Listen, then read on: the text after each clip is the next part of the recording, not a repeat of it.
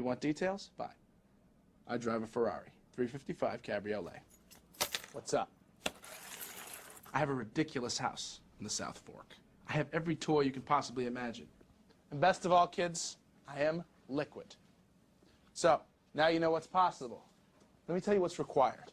Let's finish with life advice, lifeadvicerr@gmail.com. Okay, Ryen, real quick, been married 8 years, 2 kids, met in Dallas, but we moved back to where she's from on the East Coast. So here's my deal. My grandfather, completely out of the blue, must have had his Christmas Carol Scrooge moment and sent everyone in our family $5,000. Whoa. You ever get a check like that, Kyle? Definitely not.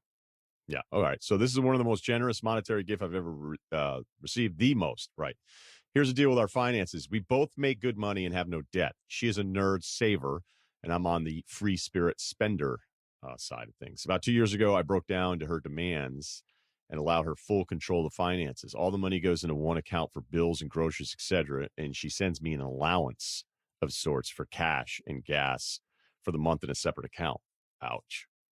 I would hate that. I would get divorced immediately. I'm not saying get divorced, but I'm just okay. So $5,000 shows up, and she immediately is like, "Let's put it in the house savings fund, or let's fund our kids' college 529 fund for the year." But it only takes a few months to save $5,000 for the house fund, and the kids' 529 fund always gets their money. All right, so it sounds like you guys are doing all right. If it only takes a couple months to save that kind of money.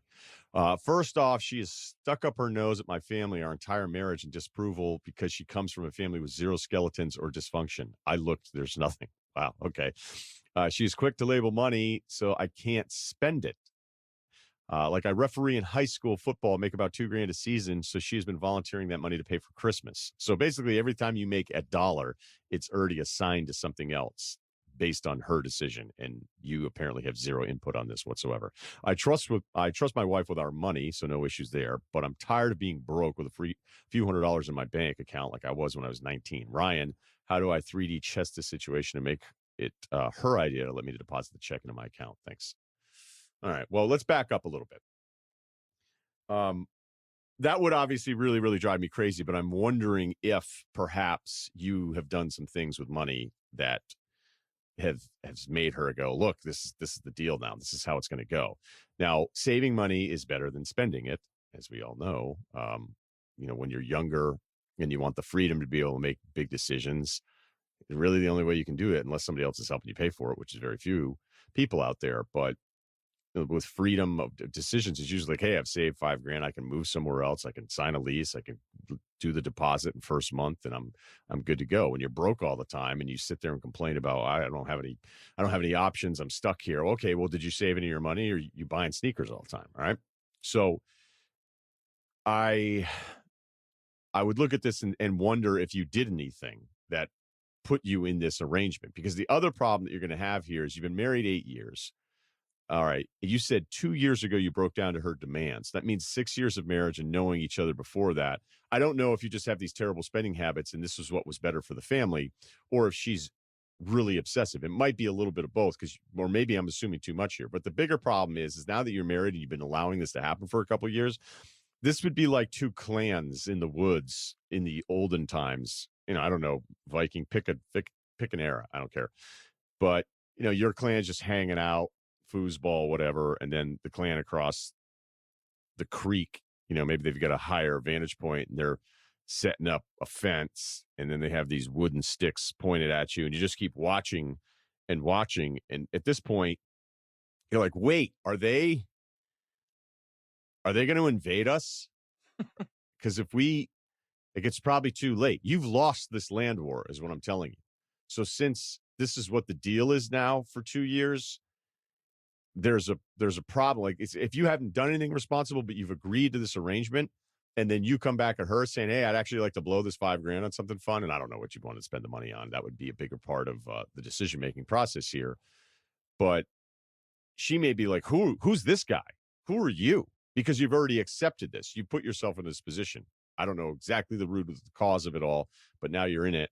And so if you fight back on it, she may be like, hey, wait, you've been cool with this for the last couple of years, and now you're gonna fight back a little bit. It would be great if all this stuff could be handled in just a sit down, mature conversation. I've referenced numerous times, to make a point, it's great when you just make one point not a million points. If you're a manager and you're trying to give somebody who works under you advice, make 1 point, don't make 7. The whole, hey, I'm going to start positive, finish negative, start positive sandwich, or start negative, and then you lose the person, start positive, all this stuff, or always leave on a positive note. It'd be great. We would do some of that stuff back in the ESPN days. And they'd go, yeah, no one got the segment, and this was bad, and this interview was bad, and this question by our standards was the wrong way to do it. But loved your passion on it. And you're like, what? Like, oh, okay, so it sucked. All right, got it. No problem. So I would just take one swing at it and go, hey, I'm a grown man. I'm not comfortable with this. I shouldn't have a few $100s in my bank account. Okay. Like, this isn't going to fly. And you're going to have to be stern about it to get her to realize how serious you are about this. But chances are she's in charge here and you've let it happen. And maybe it's because you didn't see it coming, or you did something that, I'm not trying to get on your case here. I'm just trying to understand like why it was 6 years of marriage. And then 2 years ago, you guys decided to do this. But saving for a house is a lot cooler. As much as it's nice every now and then, I gave my sister some money and I said to one of them, I go, hey, do something for yourself that you wouldn't do otherwise. It wasn't like a huge amount of money. It was just something you would do for your siblings. Right. And I go, do something with it that you wouldn't otherwise do. That thing that's in your shopping cart someplace, clothing or whatever, just do it. And she was like, no, I'm saving for a house. And I went, oh, okay, no problem. Because saving for a house is actually a lot cooler. Good luck. Okay, this next one here is this is a dilemma that we run into every now and then for guys doing stuff. It's pretty vague. We'll get to it. All right, love the show. Okay, don't use my real name, Troy. He's gonna want to go by Troy. This falls in line a bit with the hilarious last episode about people being weird with money, and I need your advice. I have a friend I've been friends with, a buddy I've been friends with in 7th grade. Call him Tom. We're 35 now, so friends since middle school. Same middle school, same high school. We both even went to the same college, great school, lifelong dream for both of us. Always been very close. He was a groomsman in my wedding. I'm a gigantic Lakers fan, being from SoCal, and he likes to be a contrarian, so he hates the Lakers. He loves the Yankees, Cowboys, Bulls. Puke. Not specific to any of those, but that's one of the most atrocious combos you can have. The only thing that makes it a little bit worse is if you threw in Duke basketball. He's probably rooting for Alabama today, by the way, too. All right. So back in 2012, we were drinking, and I said one day LeBron's going to become a Laker before he retires. I was mainly taking a hopeful shot that it would happen as the Lakers were terrible post the Kobe Powell run, along with some liquid courage / faith. He adamantly disagreed. This led to a bet between friends for $500, a lot for us at the time. Handshake, yes. We even created a note on our iPhones to make it even more official, or so I thought. The day LeBron signed, I sent him a screenshot of the note, and I said, I accept Venmo. I was excited about my victory and $500 coming my way. He basically pretends the whole thing was never official, claiming he wasn't serious, even after multiple reminders from him about the bet, most notably when LeBron went from Miami back to Cleveland. So that means over the 6-year stretch, it was brought up in conversation. To this day, I've not seen one penny of the $500, and the outlook is bleak that it will ever happen. Seeing for the most part, he sort of laughs it off whenever it comes up. Side note, it should be known that a buddy we have in common makes sports bets with him, and he says he pays up half the time. Not a good sign. You should pay your bets. All right. Unless it's just something, ridiculously stupid. Whatever. It's become somewhat of a running joke between me and the other guy, so it doesn't entirely surprise me. So what do you think I should do? I've been sort of whatever about it at this point. Should I be serious and actually say, hey, man, I thought this was official. What's going on? Or just forget about it? At the end of the day, I won't let something like this get in the way of a friendship. It's $500, and ultimately he's been a good friend through the years. When he wrapped up med school and officially became a doctor, yes, you read that right. He's a doctor. I really thought his newfound financial outlook would bring me my winnings, but alas, it is not. I've never been one to count someone else's money, and if at any point he said, hey, that's a bit of a hit right now, I'll pay it off, bet at some point, I would absolutely understand. It's more of his dismissive attitude about it that annoys me, almost trying to make it seem foolish, which in all honesty does hurt. This is especially the case when I would have paid the bet had it not gone my way. Okay, not an uncommon dilemma. I mean, as I said earlier, you should pay your bets, but there's probably something stupid we've all done. We're like, all right, dude, I know I said that, but I'm not really doing this. But this seems a little bit more specific. You wrote it out in an iPhone note. It's been brought up numerous times. Then it happened. He's annoyed with you because he's annoyed he lost. So I don't even know that it's about the $500, but But I would really let this one go. You said he's been a great friend. You've known him since middle school. He was in your wedding. And if you keep hammering on this, he's wrong. You're right. But if you keep hammering on this, you're going to lose him as a friend. And that's not worth $500. So that's how I would look at it. There's really not much more to this. It's pretty simple. Do you want to lose him for $500? No, you don't.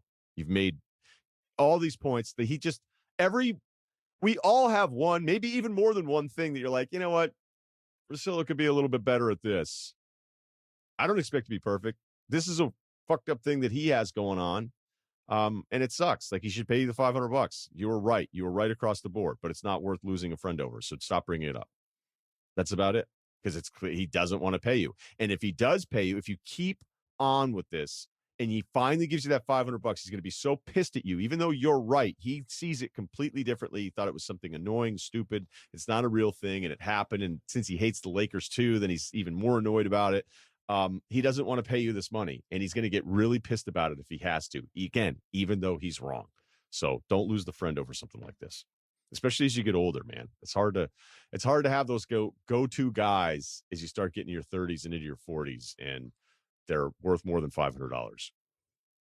Okay, life advice, rr@gmail.com. All right, everybody, we'll be back to wrap up. Here's what I'm going to do. I'll do a big college football wrap-up thing. We'll have the national title game set, and then, of course, the rest of the regular season will be done for the NFL. So we're going to have a huge, huge football for you, Football Monday for you. So please subscribe, spread the word. Russillo Podcast, Spotify, Ringer Podcast Network.